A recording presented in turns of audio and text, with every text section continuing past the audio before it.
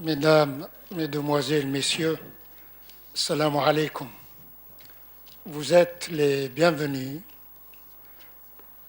au premier séminaire de l'année 2012. C'est l'occasion de vous présenter nos vœux les meilleurs.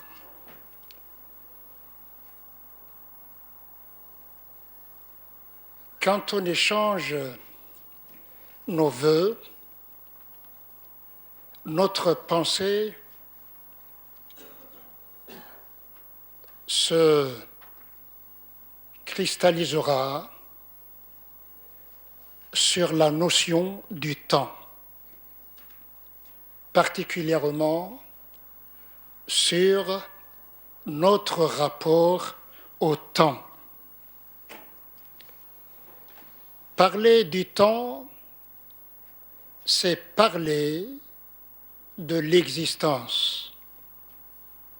Parler de l'existence, c'est parler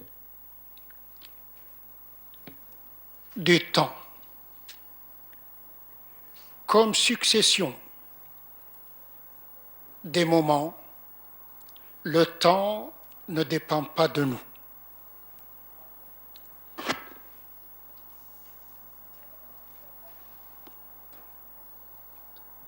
Comme durée de notre passage terrestre, le temps ne dépend pas de nous.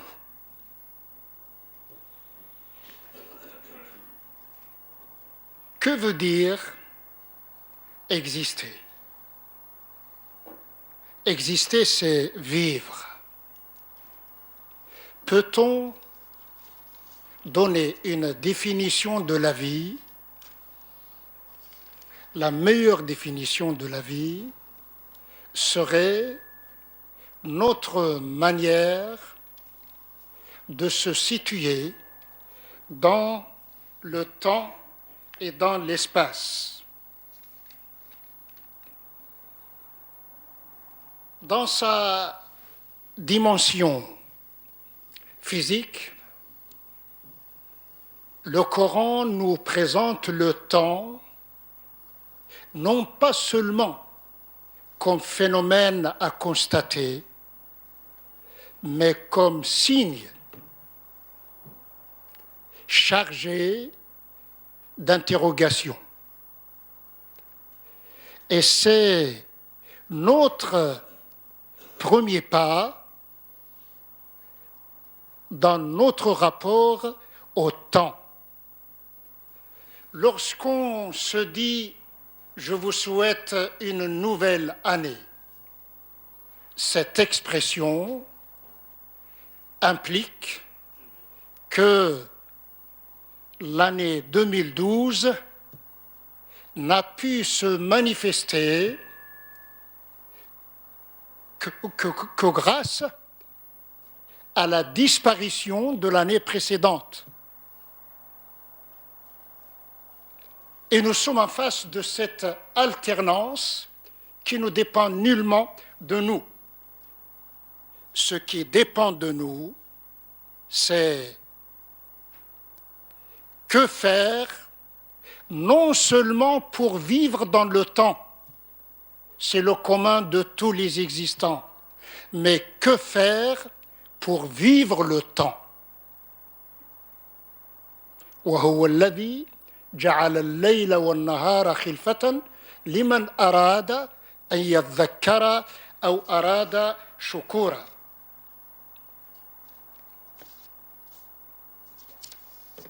Penser le temps, c'est penser aussi à notre capacité de le fragmenter, de le décomposer.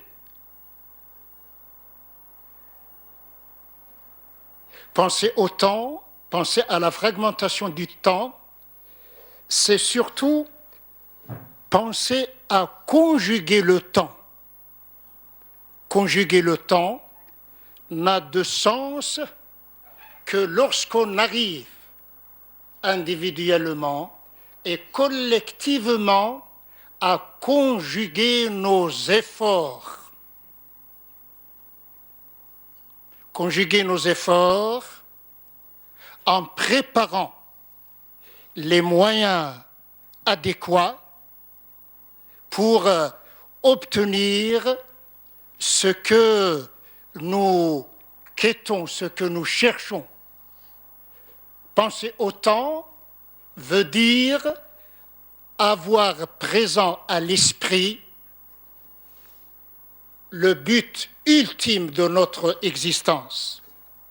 Autrement dit, la tripartition du temps nous met en face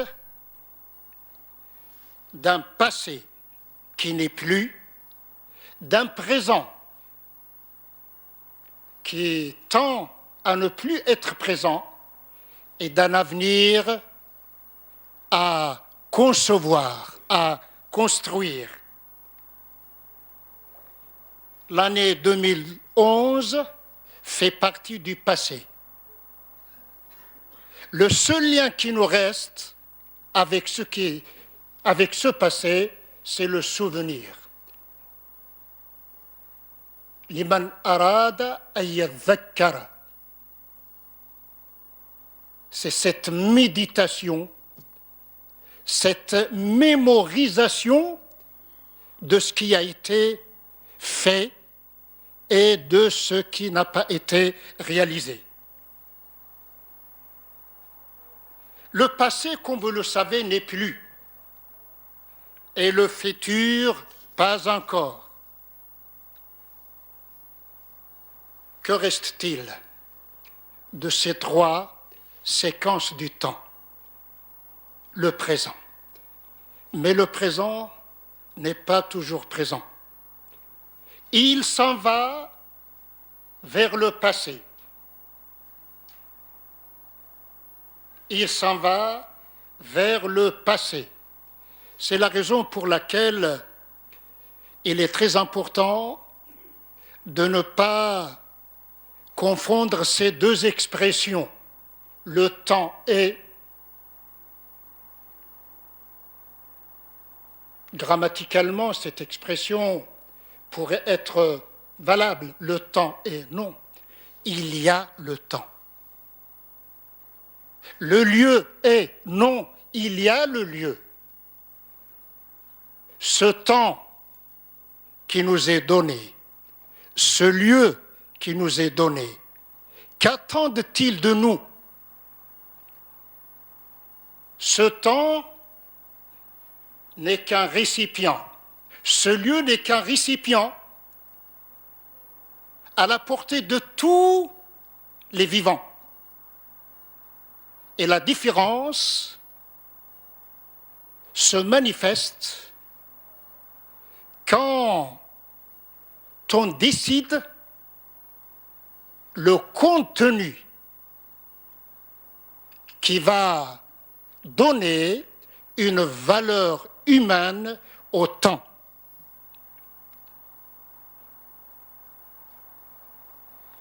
Penser au temps, c'est penser à l'instant présent qui se transforme en passé.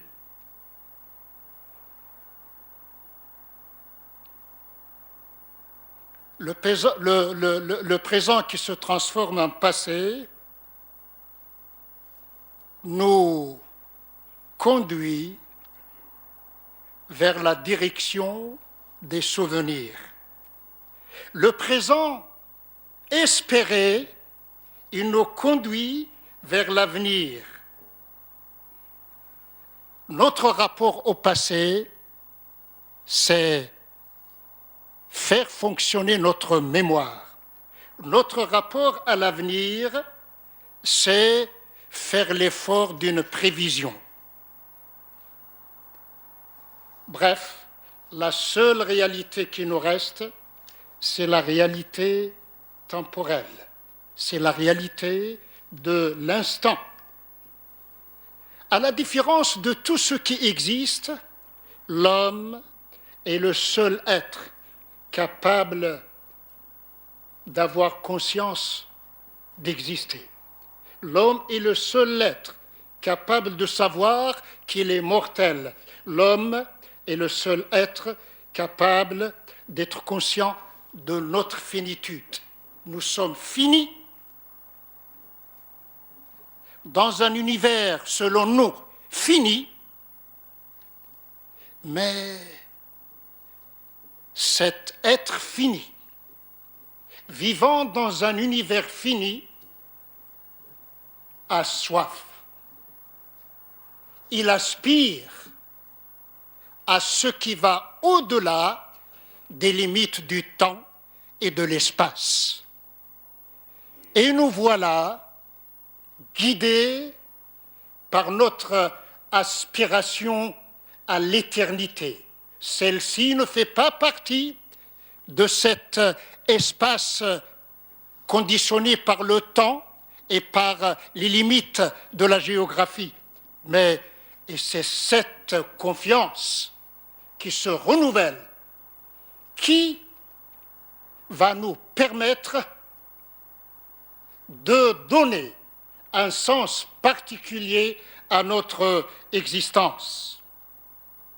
Donner un sens particulier à notre existence se fera sous une forme de tout faire intelligemment et avec toute la force de notre être pour déployer notre être dans la temporalité. Exister, c'est temporaliser notre temps.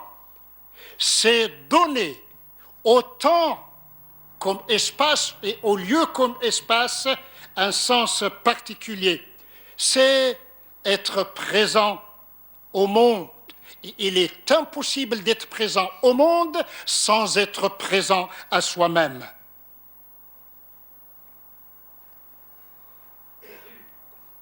Le français, la langue française, fait beaucoup d'efforts pour exceller dans la conjugaison du verbe avoir. La langue arabe, imprégnée de l'esprit coranique, met l'accent sur le verbe être.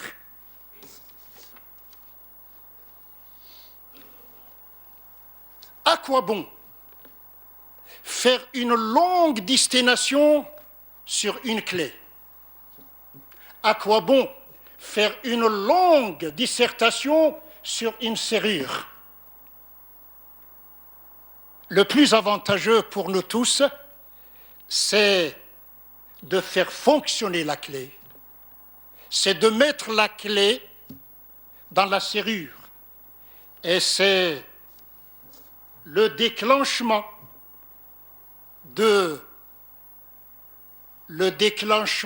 qui nous permet d'être présent au temps et d'être présent au lieu. Que faire pour s'épanouir personnellement? Que faire pour s'épanouir collectivement? La réponse, dynamiser le lien entre le temps intime, le temps personnel et le temps collectif, le temps social. C'est cette dynamisation, cette association de ces deux dimensions, temps personnel et temps collectif, qui va nous permettre d'écrire les premières lignes d'une histoire de l'humanité.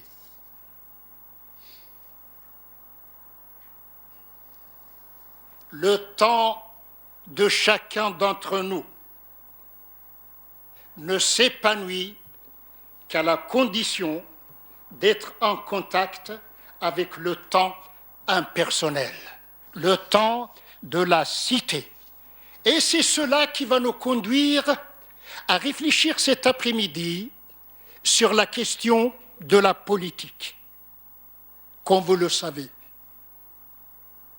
une politique décadente est celle qui se réduit à une sina'a, selon la terminologie d'Ibn Khaldoun, une sina'a, une sorte d'ensemble de techniques, de manœuvres pour prendre et conserver le pouvoir. Et c'est cela, le réalisme politique. Une autre façon, c'est se gouverner soi-même pour pouvoir gouverner la cité. C'est s'appliquer à structurer la vie de la cité. C'est vivifier notre savoir théorique, c'est se laisser guider par des principes éthiques, c'est ne pas se contenter d'échafauder quelques moyens, mais avoir l'œil du corps et l'œil du cœur braqués sur le but ultime vers lequel les différents membres de la cité se dirigent afin de faire de la politique une réflexion globale tenant compte de la nécessité d'articuler les différents éléments d'une vie sociale. Pour finir, le 14 juillet 1789 fut le jour où les Parisiens ont pris la Bastille. Le roi Louis XVI écrit sur son journal intime « Rien ». 3 ans plus tard, qu'est-ce qui s'était passé? Pour jeter quelques lumières éclairantes sur la question de la politique, nous sommes heureux aujourd'hui de recevoir nos conférenciers qui seront, je salue tous nos conférenciers, professeur Palma, président Cheminade, Ali et Nekaz qui va nous rejoindre.